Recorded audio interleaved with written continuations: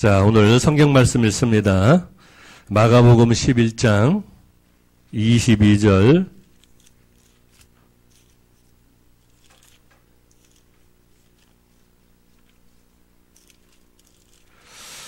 마가복음 11장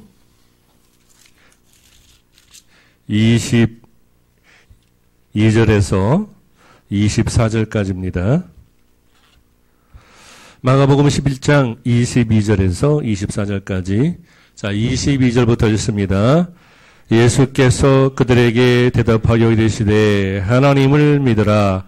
내가 진실로 너에게 이르노니 누구든지 손들어 들려 바다에 던지리라 하며 그 말하는 것이 이루어질 줄 알고 믿고 마음으로 의심하지 아니하면 그대로 되리라.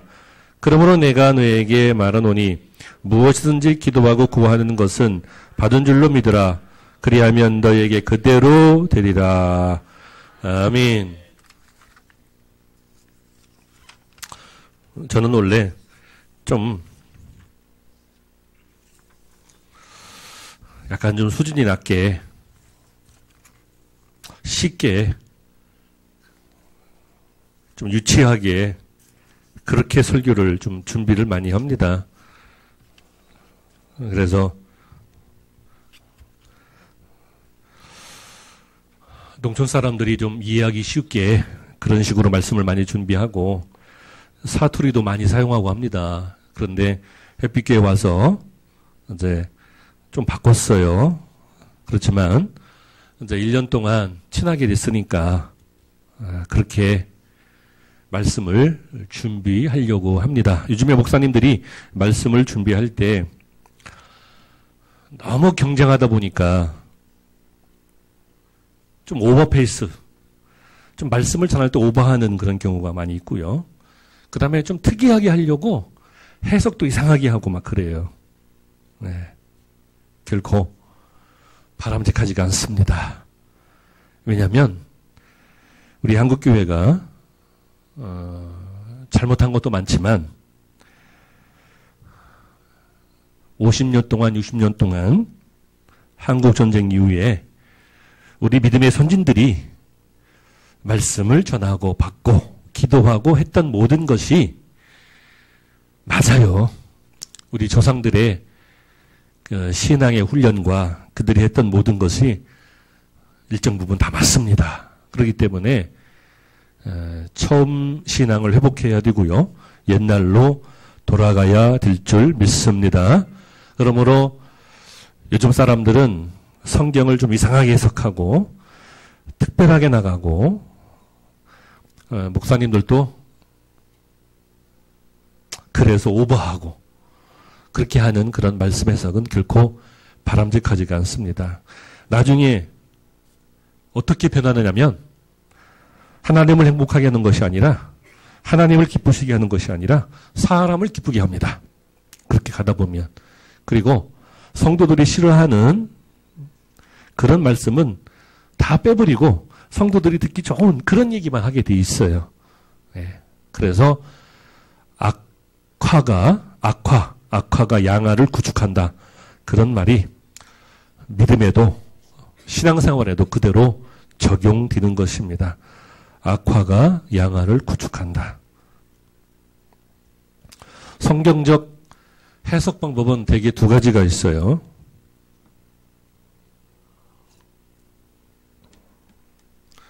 하나는 인간의 생각이나 경험의 잣대로 성경을 해석하는 방법이고요.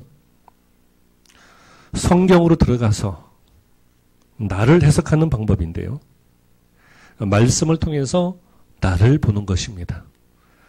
쉬운 말로 말하면 성경 밖에서 보느냐, 성경 안에 들어가서 보느냐 하는 차이는 아주 큰 차이가 되는 것입니다. 여기 있는 물을 바라보고서 평가하는 거하고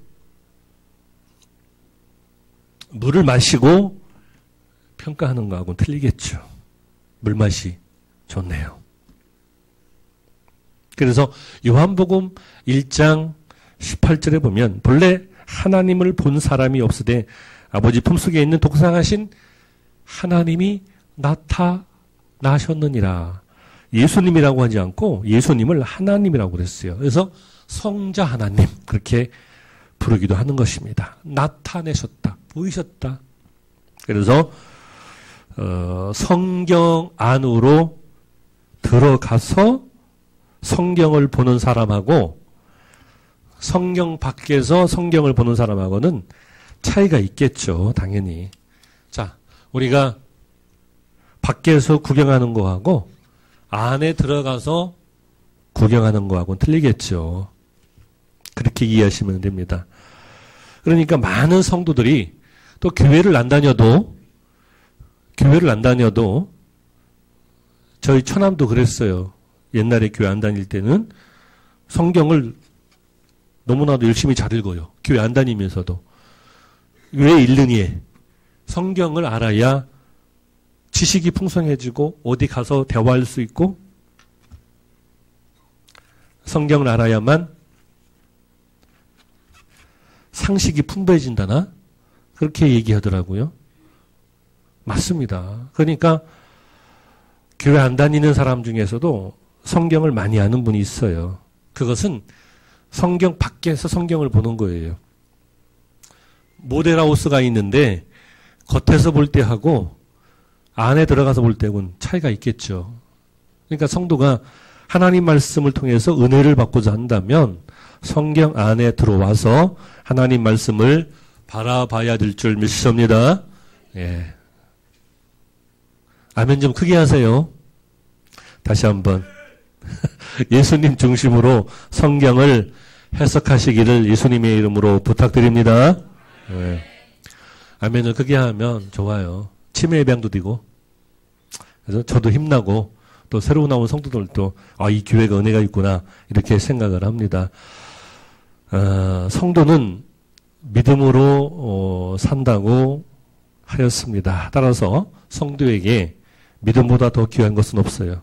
믿음으로 천국 가고요. 믿음으로 가능해지고요. 믿음으로 큰 역사를 이루어가는 줄 믿습니다. 어느 날 귀신 들린 자를 고쳐주려고 제자들이 밤새도록 씨름했지만 고치지 못했어요. 제자들이 어찌하여 우리가 귀신을 내쫓지 못하는고? 예수님께서 너희 믿음이 적은 연고니라 말씀하시고 유명한 말을 하셨죠? 만일 믿음이 겨자씨 한 알만큼 믿음만 있어도 이 산을 명하여 여기서 저리로 옮길 수 있다. 오늘 본문입니다. 하나님이 지으신 아름다운 산을 왜 옮겨요? 성경은 텍스트, 본문으로 해석할 때가 있고요. 직역할 때가 있고, 의역할 때가 있고요. 영적으로 해석해야 되고, 또 성경을 우리가 보다 더 재미있게 읽으려면 배경 지식이 있어야 되고, 역사 지식이 있어야 돼요. 그리고 좀 더 깊이 들어가면 그 제자들의 마음속으로 한번 들어가 보세요. 그러면 참 재밌습니다. 제자들은 예수님께서 비유로 말씀하셔가지고 산을 옮길 수 있다. 이렇게 말씀하셨는데 왜 산을 옮겨요? 힘들게. 그것은 우리 앞에 놓여 있는 태산과 같은 문제도 얼마든지 옮겨 던질 수 있다는 그런 말씀인 줄 믿습니다. 그래서 우리 성도들 이 말씀을 들으며 생각합니다. 아유, 우리 집에 지금 엄청난 문제가 있고 태산이 있는데 그걸 어떻게 우리가 옮길 수가 있느냐 이 생각을 하는데요. 과거를 보세요. 과거를 보면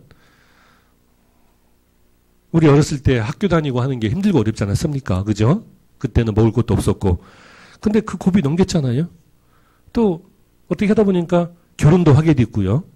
또 자녀도 낳게 됐고요. 그게 다 태산을 넘은 거예요. 돌이켜보건데. 그리고 국가적으로 어려운 시기 있었잖아요. 그죠? 그런 시기도 우리가 넘겼어요. 그러니까 태산을 넘어간 거죠. 그래서 오늘 말씀에 이 산을 명하여 여기서 저리로 옮길 수 있다라고 하는 것은 지금 우리 가정에 내 앞에 놓여 있는 커다란 태산 같은 문제, 그런 문제를 보면은 힘이 쫙 빠져요. 그리고 이 말씀이 내 말씀으로 받아들이지 않아요. 왜? 에이, 목사님은 지금 우리 가정에 엄청난 어려움이 있는데 알지도 못하면서 말은 쉽지 큰 태산을 명하여 믿음으로 옮긴다. 말은 쉽지. 지금 집안의 문제 때문에 잠이 안 와요. 잠이. 그렇게 생각합니다. 그러나 과거를 보세요. 다 연세가 드신 분들은 살아온 과정 속에서 수많은 산을 넘고 지금 이 자리에 온 겁니다. 그게 다 하나님의 은혜인 줄 믿습니다. 그래서 성경 안으로 들어가는 거하고 성경 밖에서 단지 상식과 지식을 쌓기 위해서 성경을 보는 거하고는 그 차이가 크겠죠. 그렇게 먼저 전제로 말씀을 드립니다. 아울러 우리 성도들에게 한 가지 부탁드리고 싶은 것은 믿음은 마음에 간직하는 거로 끝나면 안 돼요. 소유하면 무슨 역사가 나타납니까? 그죠? 자꾸 컷만 들어서 죄송한데요. 내가 소유하면 무슨 소용이 있어요? 역사가 없는 거예요. 그죠? 농촌 사람들 자기 밭과 논을 깔고 앉아서 전전긍긍해요. 한 달 생활비는 없는데. 이병헌 씨가 아무리 10억이 있고 20억이 있으면 뭐예요? 소유하면 역사가 안 나타나요. 믿음은 마음으로 간직하는 것으로만 끝나면 안 됩니다. 반드시 실현해야 돼요. 실행하고 현실로 적용해야 됩니다. 그 적용이 어떻게 되느냐면 바로 말로, 믿음으로, 행동으로 나타나야 되겠죠. 그래서 제가 믿음은 여러분이 아무리 귀한 그 금반지 있잖아요. 다이아 반지. 그거를 가지고 있어서 장롱 속에 있었어요. 그런데 이사하는 중에 잃어버렸어요. 그러면 얼마나 아쉽고 속상해요? 맨날 그 생각만 합니다. 그래서 믿음은 소유하는 거로만 끝나면 안 돼요. 그죠? 예. 간직하면 아무런 역사가 나타나지 않습니다. 저희 큰 고모는 연세가 드셔가지고 은행에 돈을 예금하는 걸 몰라가지고 돈이 나오면 마당에다가 땅 파고 돈을 묻었어요. 땅 파고 돈을 묻었는데 묻기는 잘했는데 표시를 해놨어요. 표시. 어떤 표시를 해놨냐면 거기다가 이제 이렇게 돌을 놓거나 이렇게 뭘 꼽아놨어요. 근데 비가 와가지고 다 쓸려나갔네. 돌이 뒤죽박죽 뛰어요. 그래서 아들하고 그 돈을 찾느라고 온 마당을 다 그냥 파고 메꾸고 그랬는데도 아직 항아리 3개를 못 찾았대요. 돈을 땅속에 묻어두니까 아무런 역사가 나타나지 않죠. 그 예수님의 비유 아닙니까? 달란트의 비유. 달란트의 비유 모르는 사람 있어요? 다 알잖아요. 예. 그래서 믿음은 소유하고 있으면 안 돼요. 그거를 실현해야 됩니다. 실행해야 됩니다. 자, 몇 가지 비결을 말씀드릴게요. 먼저 하나님의 뜻인가를 분별해야 됩니다. 중요한 것은 내가 가진 꿈과 목표가 하나님의 뜻인지 아닌지 분별해야 되겠죠. 아주 쉬운 말이지만 쉽지가 않아요. 사람은 착각하거든요. 착각해요. 사람은 착각의 동물이에요. 그래서 이게 하나님의 뜻이다 하면서 하는데 나중에 보면 마귀의 일이에요. 사단이 좋아하는 일을 하고 있어요. 그러면서 자신은 하나님의 뜻을 실행하고 있다. 이렇게 생각합니다. 수많은 이단들이 그렇죠. 네, 그래요. 교회에서도 순종하지 못하고 분란 일으키는 그런 성도들이 그렇습니다. 나는 하나님의 뜻이다. 그러나 나라를 망치고 가정을 망치고 교회를 망치는 것이죠. 근데 몰라요. 어리석은데. 왜? 착각이죠. 착각. 네. 그래서 항상 정의로 그죠? 옳은 판단을 하도록 그렇게 해야 됩니다. 그래야 하나님의 귀한 성도가 되는 것이죠. 자, 방송실 한번 성경 띄워봐요. 로마서 12장 2절. 오직 마음을 새롭게 함으로써 너희는 하나님의 선하시고 온전하신 뜻을 분별하라. 자, 성경 떴습니다. 성경 읽습니다. 시작. 오직 마음을 새롭게 함으로써 변화를 받아 하나님의 선하시고 온전하신 뜻이 무엇인지 분별하도록 하라. 아멘. 그렇습니다. 하나님의 뜻이 우선되어야 한다는 거. 너무나 당연하지만 우리는 착각합니다. 인간의 정욕이나 마귀의 유혹을 하나님의 뜻인 줄 알고 고집부리면 그러면 유병원 씨처럼 폐가 망신하게 됩니다. 네, 그래서 성경에서 고집신 성도 준엄하게 지적하고 있어요. 폐역하고 그렇죠? 간악한 무리들 뭐죠? 네, 고집신 나쁜 사람들이에요. 하나님 앞에 적대시합니다. 그래서 하나님의 교회는 성령의 열매도 있듯이 양보하고 양선해야 돼요. 그게 성령의 열매입니다. 자, 그러면 저는 이렇게 생각합니다. 앞으로 우리 성도들이 명심해야 돼요. 뭘 명심하냐면 앞으로는 혼탁한 영들의 세계에 전쟁이 있습니다. 지금도 그래요. 전쟁은요, 꼭 총으로 쏘고 대포가 왔다 갔다 해야 전쟁이 아니에요. 전쟁은 우리 삶 속에서 계속 이어집니다. 그렇다면 어떤 전쟁이 앞으로 이루어지겠어요? 예, 영들의 전쟁이 이루어지는 거예요. 그래서 영 분별할 수 있는 지혜를 주옵소서 이렇게 기도해야 됩니다. 한번 따라서 할까요? 영 분별. 네, 영들의 전쟁이 마귀도 사단도 영들이에요. 영들의 전쟁이 있는데 영 분별 이게 중요합니다. 그죠? 그래서 저는 참 택한 자라도 할 수만 있으면 유혹당한다는 말씀이 정말 가슴에 와닿아요.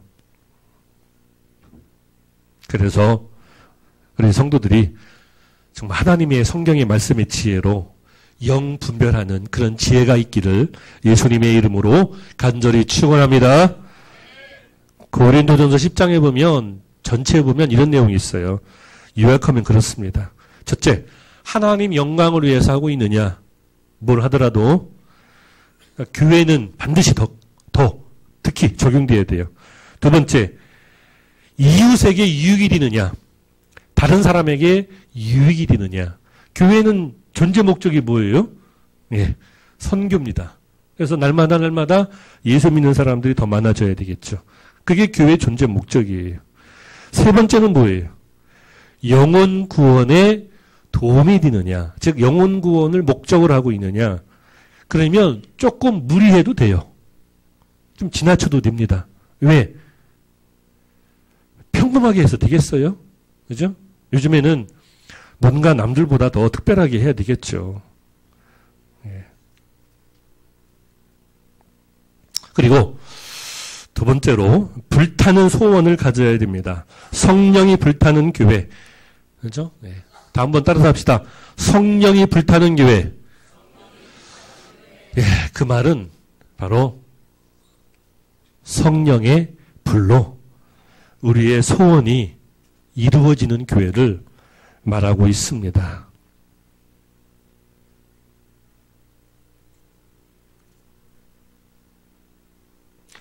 추석인데 선물 보내온다고 전화 왔어요. 안 받으니까 문자가 왔어요. 선물 필요 없다고. 담임 목사님에게 전하라고. 목사님 때문에 다 잘 되고 못 받았다고. 그렇게 문자가 왔어요.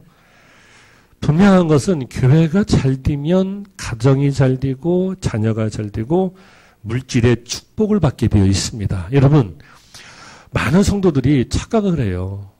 거룩한 거, 영적 축복을 얘기하지만 사실 물질 있는 곳에 마음이 있기 때문에 예수님께서 돈을 일만하게 뿌리라 말씀하시고 돈이 많고 탐욕을 부리는 것에 대해서는 질책했지만 예수님이 상대했던 인물들, 예수님께서 성경의 비유로 말씀하신 걸 보면 물질의 축복 자체를 나쁘다고 하지 않았어요.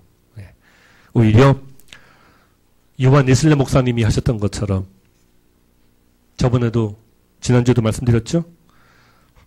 능력 있으면 많이 벌어라. 많이 저축해라. 그리고 나중에 많이 도와줘라. 요한예슬 목사님이 아주 간파를 했죠. 예수님의 말씀을 아주 간파를 해가지고 그대로 해석한 겁니다. 교회가 잘 되면 그런 경험을 한번 해보세요. 교회가 문제 있고 교회가 어려우면 사업도 안 되고 가정도 안 되고 그래요. 근데 교회가 잘 나가면 우리의 소망도 이루어지고 가정도 잘 되고 우리 성도들도 축복받고 그래요. 당연히 물질의 축복도 따라오죠. 왜? 물질은요, 쌓이면 죄가 되고 잉태합니다. 안 좋은 것으로. 왜 쌓이죠? 태백이니까 쌓이죠. 근데 베풀어요. 얼마나 감사해요.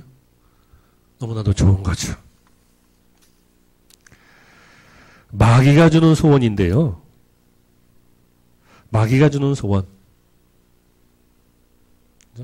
절대로 따라가면 안 됩니다. 착각하면 안 돼요. 그죠? 그런 게 많이 있어요. 그런데 하나님으로부터 오는 비전과 꿈이 있다면 누가 뭐래도 끝까지 불타는 소원을 가져야 되겠죠. 그래서 불타는 믿음이 되는 것입니다. 불타는 소원과 불타는 믿음은 같이 가는 것이죠. 그래서 그게 하나가 되면 뭐가 되죠? 네. 불타는 교회가 되는 거예요. 성령이 불타는 교회. 복음성가도 있지 않습니까? 아주 신나는 찬양인데요. 지금은 성령 시대예요. 성령은 지정의가 있다고 말씀드렸죠. 그러므로 인간 역사와 동행합니다. 이것을 성령 동행설이라고 하는 거예요. 네. 지금은 성령 시대이기 때문에. 어떤 의미에서는 하나님의 큰 영광이 나타나는 일에는 반드시 연단과 시련이 있어요. 더 큰 방해가 있습니다. 그럴 때 하나님의 도우심을 믿고 강하게 나가야 되는데 많은 교회가 그렇지 못해요. 초롱성과 같은 여리고성을 무너뜨리고 기골이 장대한 안악자손들을 무찌르는 그런 믿음, 그 어디서 나왔어요? 예. 백성들의 마음, 그들의 생각, 그들의 심장 속에서 나온 거예요. 그래서 심장에 영상을 그려야 된다고 말씀드렸어요. 지난주에 다시 한번 말씀드릴게요. 어느 교회에 뭐라고 했어요? 교회 표가 있는데 영화를 만드는 교회, 그런 표가 있어요. 이 두 가지가 있더라고요. 성화 다음에 뭐예요? 영화거든요. 영어롭게 되었다. 성경에 나와 있듯이.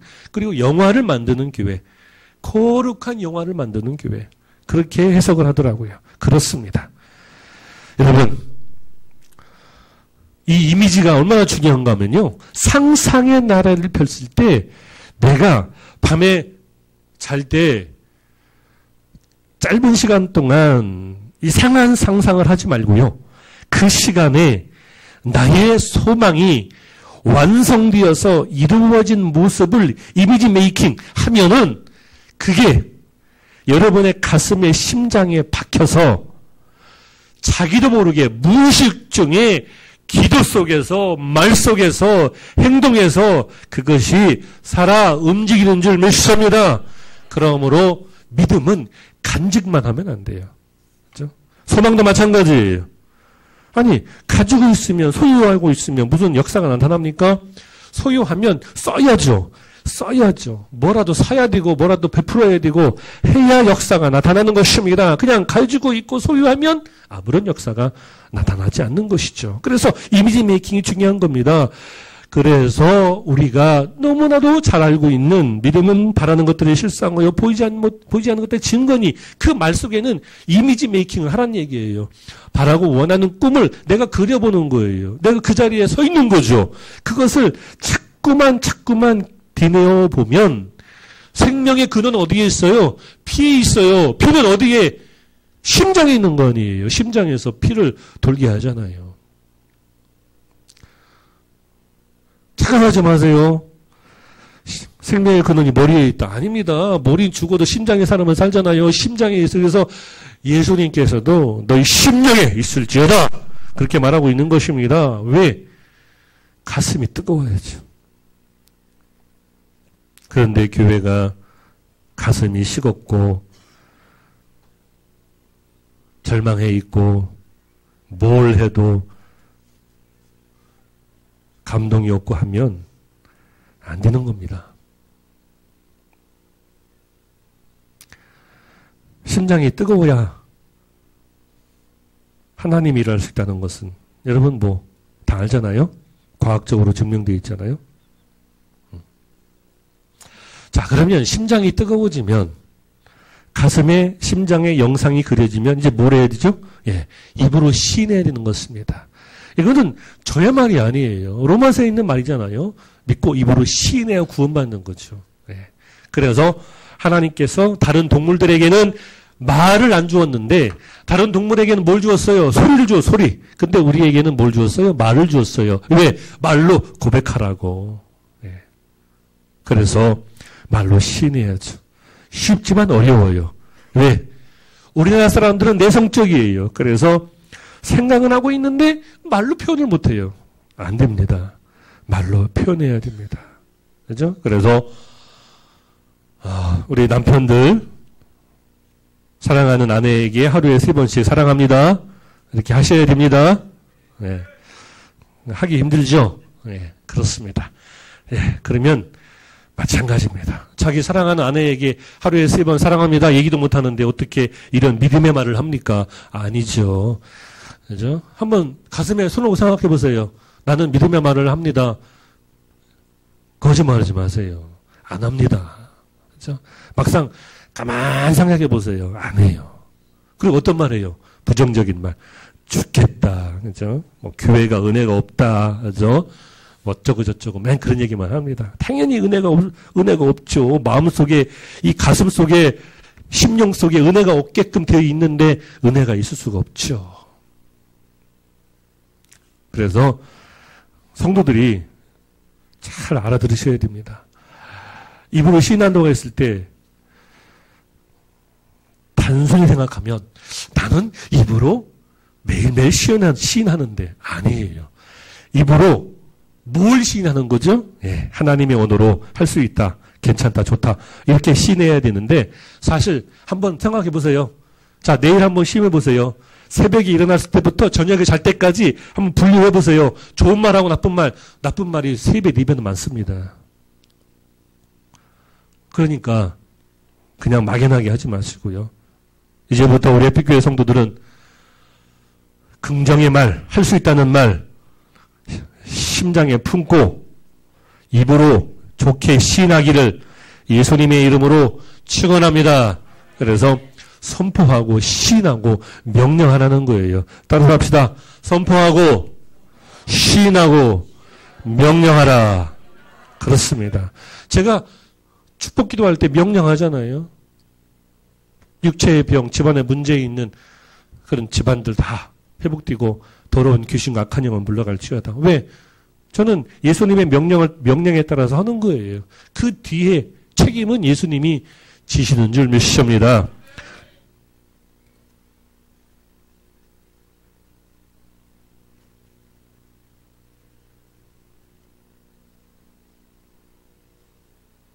여러분, 입의 권세 아십니까? 입의 권세? 혀의 권세?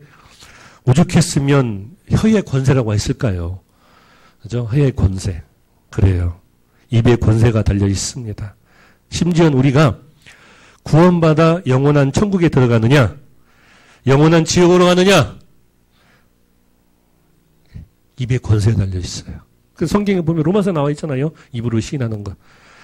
그만큼 무서운 겁니다. 그러니까 앞으로 입으로 시인할 때 나쁘고 안 좋은 말 하지 마시고요. 좋은 말, 긍정의 말, 아름다운 말만 하시기를 예수님의 이름으로 부탁드리겠습니다. 네. 자, 방송실 한번 성경 한번 떼어봐요. 로마서 4장 17절인데요. 없는 것도 있는 것처럼 부르신다. 자, 한번 읽습니다. 시작. 하나님은 죽은 자 살리며 없는 것을 있는 것 같이 부르시는 이시니라 그랬습니다. 예, 이걸 해석하면요, 현실에 나타나지 않았지만 잡힌 것이 없지만 다 이루어질 줄 믿고 입으로 시인할 때 기적이 나타난다. 그렇게 해석이 되는 거예요, 저 성경이. 그래서 절대로 우리 입으로 불신앙적인 얘기하지 말고요, 불평하는 말 하지 말고요, 특히 패배적인 말, 뭐 안 돼요, 뭐 할 수 없어요, 그런 말 하면 그 말에 마귀가 올라타요. 그래서 오늘 본문에도 보면 뭐라고 되어 있어요? 그 말하는 것을 이른 줄로 알고 의심하지 아니하면 그대로 되니라 그랬습니다. 자, 마지막으로 뭐 같아요? 마지막으로 바로 기도예요, 기도. 예. 기도 아니고는 안 돼요. 그죠? 침태된 교회는, 나태된 교회는 기도가 죽었어요. 예. 아주 공통적인 현상이에요. 침체되고 나태된 교회는 교회가 이상 기도가 죽어요. 당연합니다. 그러므로 교회에 다니지 않는 사람을 동안은 황금률이 뭐예요? 황금보다 더 귀중하기 때문에 교회에 안 다니는 사람도 다 알아요. 어떤 말씀? 구하라 주실 것이요, 찾으라 찾을 것이요, 두드려라 열릴 것이라. 너무나도 흔한 말이기 때문에 감동이 안 오죠. 그러나 기본의 진리가 있는 것입니다. 교회가 성장하고 아름다우려면 기도가 살아있어야 돼요. 기도 시간도 길어야 되고, 그죠? 기도도 자주 해야 되고, 삶 속에서 기도해야 되고요. 그죠? 그래서 우리 성도들에게 부탁을 드립니다. 자, 사업장에서 뭘 일할 때도 잠깐 그냥 눈 뜨고 기도하세요. 괜히 눈 감고 기도하다가 다치면 어떻게 해요? 눈 뜨고 사업장에서, 그죠? 뭐 일을 하다가도, 그죠? 뭘 옮기다가도 뭐 시작하려고 하면, 그죠? 눈 뜨고 기도하세요. 하나님, 지금 시작합니다. 도와주세요. 이게 바로 삶 속에서 기도예요. 동행하는 기도가 되겠죠. 저는 그렇게 생각합니다. 너희 자식에게 떡을 달라 하면 돌을 주며 생선을 달라 하면 뱀을 주겠느냐? 아닙니다. 우리가 믿고 기도할 때 결국 돌이 변하여 떡이 되고 뱀이 천사의 능력으로 사방으로 도망가게 될 줄 믿습니다. 성경 한번 마지막으로 볼게요. 성경 띄워보세요. 에레미야 33장에 있는 말씀인데요. 자, 읽습니다. 너는 내게 부르짖으라 응답하겠고 내가 알지 못하는 크고 비밀한 일을 내게 보이리라. 할렐루야.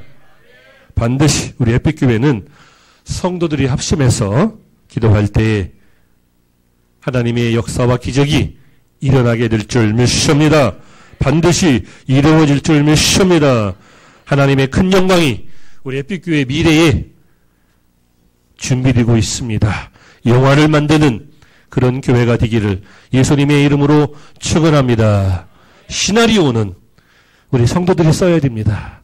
감독은 제가 하겠습니다. 기도합니다.